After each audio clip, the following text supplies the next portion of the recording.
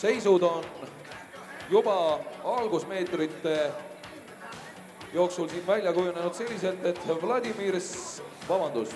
Indrek Vait on rajal number 7, on siis hetkel liider ja eelmise aasta 4. koha omanikuna on ta nüüd võtnud tõsiselt sihikule siin alfal kulla püüdmise.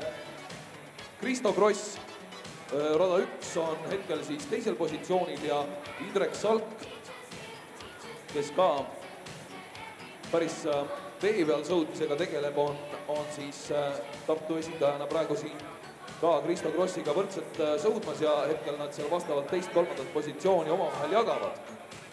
Samas kui Indrek Vait on nüüd tõelise võimsa edu saavutanud ja liigub konkurentidelt väga kiirelt ja nobedalt ees ning mulle tundub, et kui jäänud on 500 meetrit ning vaadates Indreku ilusat tehnikat ja kena sellist nii-öelda kehakaalu kasutamise näitajad seal, siis tõepoolest mulle tundub, et see võit on siit Indrekule ka tulemas ja hetkel riita aega alla 3 minutit.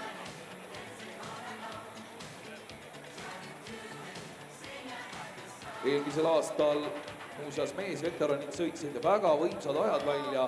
Venemaa esindaja Jevgeni Trofimov oli toona ajaga 2.50,6 võitja ja Klaus Kaiger, kunagine maailmameister siis Soomest 2.52,2 teine, nii et ei küüni need tulemused tänavusel aastal ligi lähedalegi, aga siinkohal on ikkagi tähtis see võidukarikas ja Indrek Vait on sellest aru saanud selliselt, et see karikas peab tema auhinnakappi rändama ja hetkel teeb ta kõik selleks, et see ka nii juhtuks ja nüüd võiks rahulikult isegi nii-öelda jalutustempos need viimased 100 meetrit seal jalutada, igatahes 1.29,3 endiselt ees, mis lubab aega siis alla 3 minuti veel. Kas Indrek Vait suudab ennast piisavalt motiveerida selleks tulemuseks, no eks me kohe näeme, igatahes alla 100 meetri on jäänud ja Kristo Kross on nüüd kindlustanud endale küll võib öelda, et teise positsiooni ja Indrek Salk on ka üsna kindlalt hetkel 3.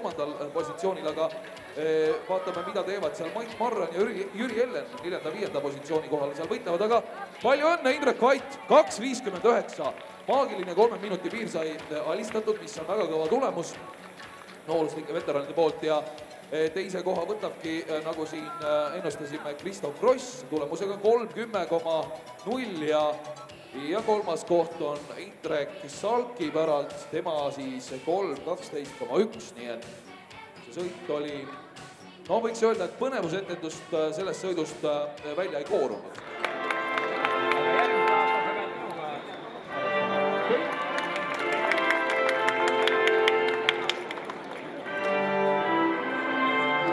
Ja 2.59.